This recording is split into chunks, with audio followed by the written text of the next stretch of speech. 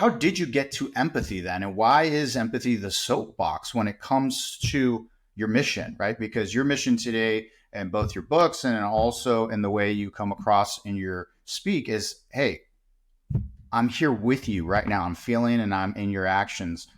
How did that come about?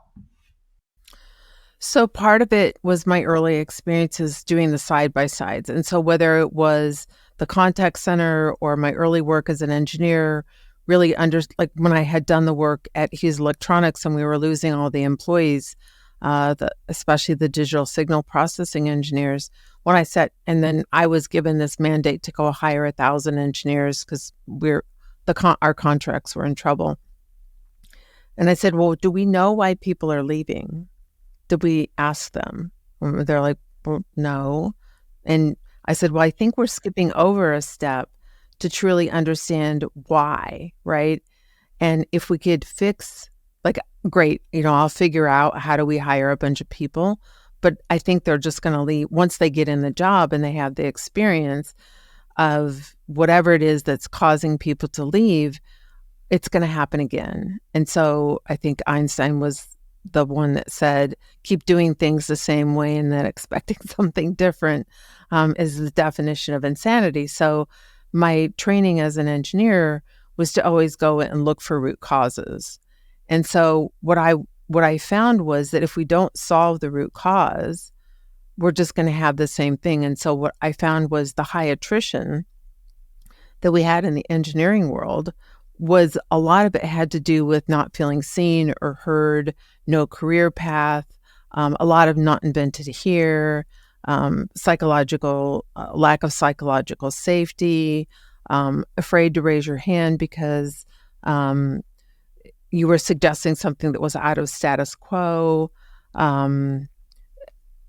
managers actually taking credit for ideas. So a lot of management behavior that was really pretty, but at least by today's standards, although I do see it still happening, pretty obnoxious, right? It's not what creates followership, right?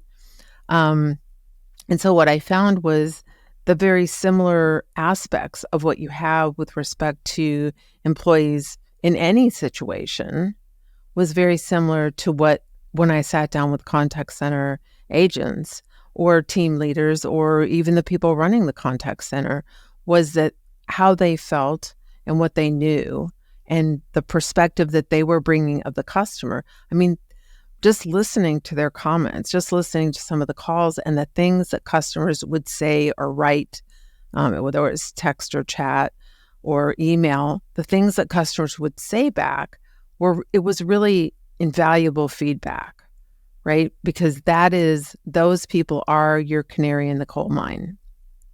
They're giving you the information that you really need to improve your business. And I think part of this really came from early on when I was working in the automotive industry. There was a man named Edward Deming, and he was the one who had been trying to bring what I think he called it total quality management, which was really looking at the voice of the employee and the customer and bringing that to bear in the American auto industry. And he tried with the big three at the time, and it didn't really work. And so he went to Japan, and he transformed the whole automotive industry. And so he was one of my early role models. It was also IDEO, right? And looking at early product development, right? And to me, the concept of actually listening to the person that you're delivering something for, whether it's a product or an employee experience or a customer experience, just makes common sense that you would want to know that input and use that input to how you run your business.